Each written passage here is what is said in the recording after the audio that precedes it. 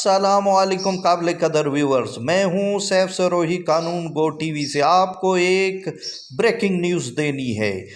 راولپنڈی کے senior advocate جناب احسن محمود ستی صاحب نے تھانہ سول لائن میں درخواست دے دی ہے کہ توہین مذہب پہ مقدمہ درج کیا جائے اور اس کے ذمہ داران کو گرفتار کیا جائے۔ یہ درخواست تھانہ سول لائن میں دی گئی ہے جس پر پروسیس جاری ہے۔ احسن محمود ستی صاحب کے مطابق ایس ایچ او سے رابطہ ہوا ہے۔ وہ کہتے ہیں کہ میں نے اسے لیگل برانچ بھیجا ہے تاکہ اس پر لیگل اوپینین لی جائے، اور یہ درخواست دونوں مقدمات سے پہلے تھانے میں جمع کرائی گئی تھی۔